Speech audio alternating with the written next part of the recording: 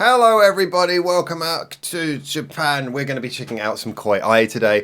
This is James. James is the person who helped co-found this channel back in January 2019. Actually 2018 we first co-founded this whole thing. Let's not think about how long ago that was. But so what we're going to be doing is we're going to be looking at a few songs today, and the one video obviously you clicked on that you're checking out is the one where we are checking out the song Come See Me by Koiai. Koiai, just in case you're wondering, at the time of watching, yes, they have just signed up a new singer. The singer who's in this video unfortunately had health problems, and so they've had to switch singers.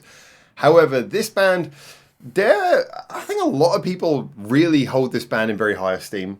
They're very young. They've all sort of come up from different projects and things, and for me, this was the song which really kind of showed an interesting turning point in their career. Came out last year, I think. So, you ready for a bit of music? I am ready for a bit of music.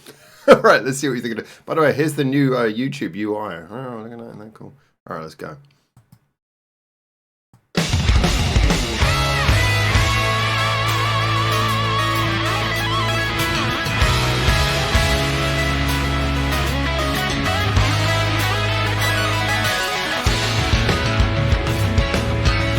So I haven't done this in a long time. Can we talk during it, or do we wait? We can talk. Oh, good. I don't know whether the talking is good because it covers the sound, or you have to wait until afterwards so everybody else can hear it. I don't know. It's good to show that you are playing your guitar.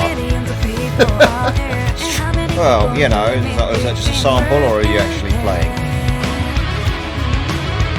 There you go, see, why waste the skill by just hearing it? You've got to see the skill.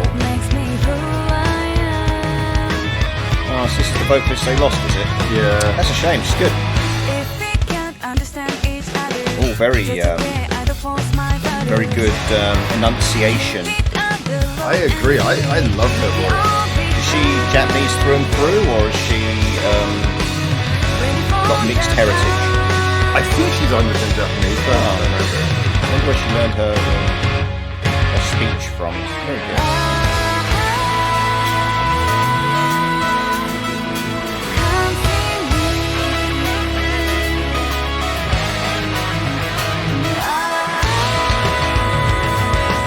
Having the title card in the middle of the song is always weird for me.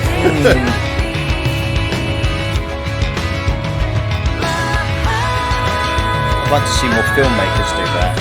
Like, about 1/3 halfway through like a movie, you'll get like who it's by.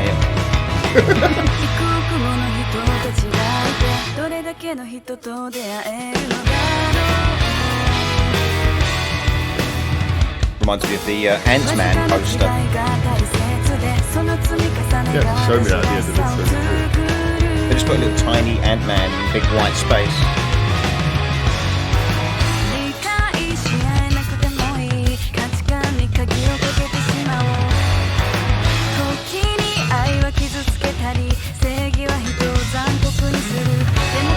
It's like big and grand at the same time. It is, like rocky, metally, and but also got big and grand feelings in it. Good. I think it's interesting. A lot of the time we have these bands with a lot of musicianship skill, they skew heavy. So for me, hearing something like this where it's more soulful, I really appreciate that. I will say, I think the new singer they've picked, from what I've heard, she does sound like a really good, continuation of what Katana, the singer, was doing. So I don't feel like they've taken any huge left turns.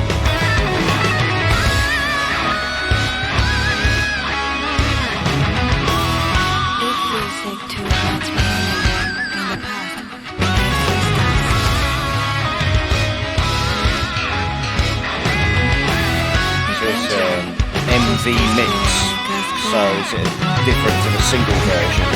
I think the difference in the mix is very marginal from what I felt.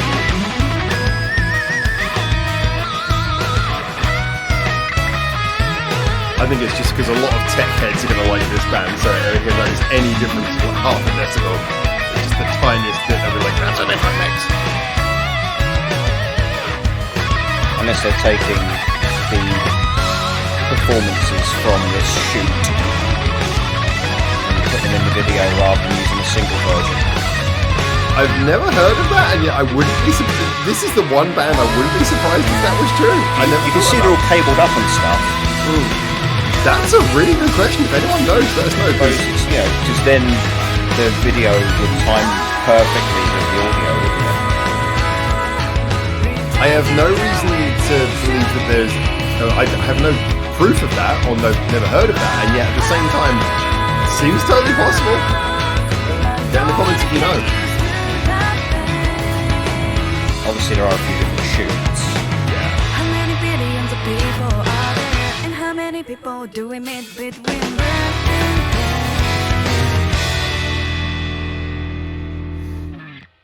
So this band absolutely has a lot of people very interested, and I think so. And I'm that's why I'm a little bit concerned about obviously them having a rocky time of recent, with the lineup changes. But what did you think about that? I mean, as someone who's, I'm assuming, never heard of them before. I'm more of a very, very much a casual listener of music. So no, that's that stood out a little bit.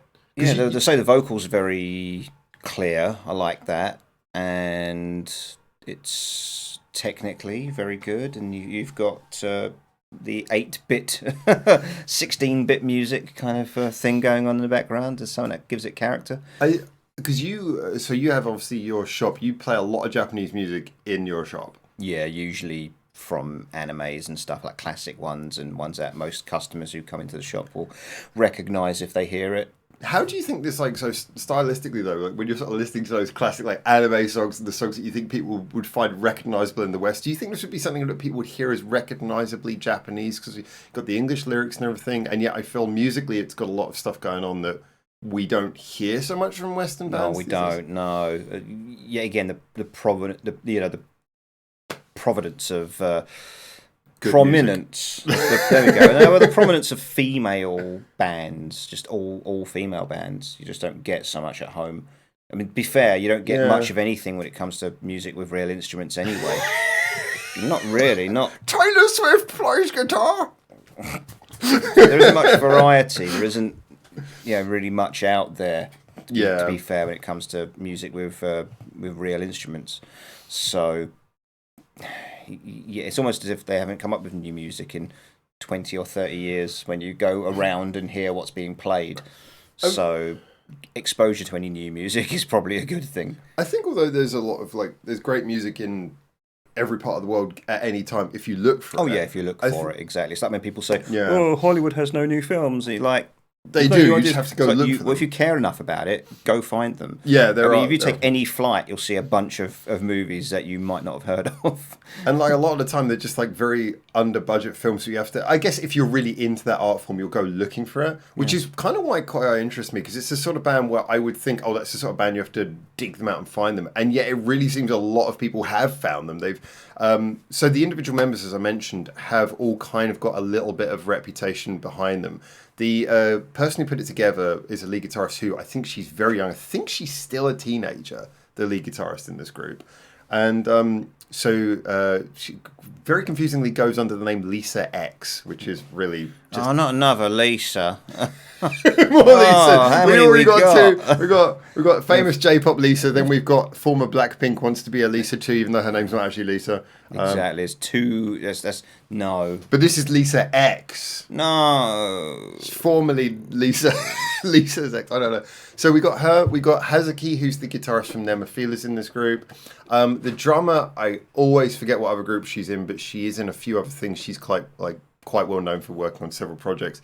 The bassist is, you might have heard me record an episode of Ears to the East recently where I was talking about, she's the bassist who doesn't seem to commit to any group, goes by the name Wakazayamon. She's an incredible bassist, but she's involved in this and all kinds of things. She must really love to play, I tell you. Yeah.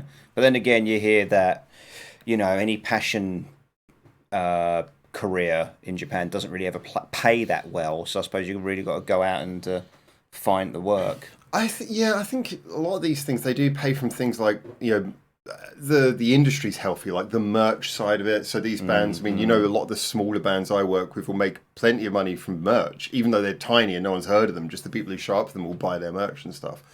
So there is a lot for that. I should point out as well, Wakazayamon, the bassist, who works with Koiai, she also plays bass on tour for Marty Friedman, who's the guy who we saw playing guitar with AKB48. Yeah. Are you seeing the connections here? Everyone knows everyone. So, you know, she just kind of is involved in everything, but brilliant, very low ego. She's not one of these people who puts her ego first from everything I've seen, which just makes her great. So, yeah, this is kind of like, Koiai is almost like a collective of just insane talent. Yeah, so I just think this is kind of nice to see something like this, which is quality, great musicianship, but doesn't just skew towards heavy metal. It's like the guitar soloing just feels like soulful guitar soloing rather than... It is still typically Japanese twiddly diddly diddly diddly. It's like, hey, you know, I am skilled. I like to use my skill and observe my skill, and there's nothing wrong with that. But it's kind of measured, I think isn't if it? if you're raised in Japanese music and you grow up with Japanese music and you hear all this and you think, oh wow, that's awesome, I'd love to do that when I grow up, and then you learn the skill and you do it. It's like, well, I'm gonna do it then, aren't I? If I can do it, I will. That's an interesting point actually, because I mean, I would say that with a lot of bands like Koiai, even with Bandmade and such, like the thing which I find interesting is that the guitar work tends to be rather concise. You know, you don't get these long, sprawling guitar solos that go on forever, which I think is more... I always feel that's more typified by, and maybe we're thinking like 80s style, but like Western metal bands and stuff where the guitar solos go on and on and on. Would you agree with that, or do you think that's maybe a bit of a stereotype? That's how I definitely feel when I think about guitar solos. Yeah, it depends which ones you're listening to. So I guess there probably must be a case of that if you've noticed it. But in this, they tend to do lots of mini solos partly way through the song rather than giving you it all at once, like one long period throughout the song. It's like, okay, about 1/5 of the way through the song, I'm just going to do a little one here, and then a few seconds later, maybe 20 seconds later, I'm going to do another little one. So they spread them out rather than... The word I tend to use, now I don't know if this is excuse making, but I refer to them as, they're little flourishes. Yeah. Little bits, rather than, here's a solo, it's time for me to shine. It's just mini solo. Whoa. But if it's your skill and people enjoy it, people enjoy seeing it, and you enjoy doing it, and you put the work into so long as it's for learning how, then yeah. So long as it's for the service of the song rather than just that, it's time for me to be the fucking best and stand out in front of everyone else. The writing process for the songs. So when can I put my twiddly diddlies in? So I've written a solo. It's only 18 minutes long. When in the 2-minute song can I put it? I've got 5 7-second long twiddly diddlies to put in the song. Where can I put my twiddly diddlies? I will actually just quickly circle around to the point we made earlier, because I feel like I left it hanging though, which is that the thing with the progression of music, I feel like in a lot of ways I think about like classic contemporary music. Really, the West led the way for a while, obviously creating a lot of the trends. And I think there was this kind of period around about the 90s when there was some really good stuff in the West, and we'll say some trash, but there's some really good stuff. And then it was really was around the turn of the millennium that it really swung towards Eastern music started leading the way. And like a lot of the Japanese bands and the Asian bands were at least on a par, if not better. And then you get around to like 2010, and the Japanese bands were so far ahead of what it was. The Western scene had totally stagnated by then, and yet the Japanese scene was innovating, and now we're at the point where, like you say, you just can't find. I'm sure it's there, but I would say it's a percentage game. If you just say, "Here's some good music I found from the West, put it on," I'm going to sit there for a while before I find something that I genuinely find interesting. Whereas if you get me like a list and just say generically, here's some music I like from Japan, and put it on, like when you do the listen for every year to every single anime opening theme, which I know you do, I know that I'm going to listen to that. At least 50% I'm going to enjoy. And then there's going to be a good 20% in there where I'm going to be like, I really need to write that down and come back to that again. So it's at least 1 in 5 of those songs, whatever genre it is from Japan, I'm probably going to be like, I need to come back and check out that artist and listen to that again. And it's just that hit ratio of how good the music is, I think. I talked a lot. No, that's cool. Yeah, just go show there's a lot of quality music out there, and Koiai is some of it. Just look around and see what you can listen to.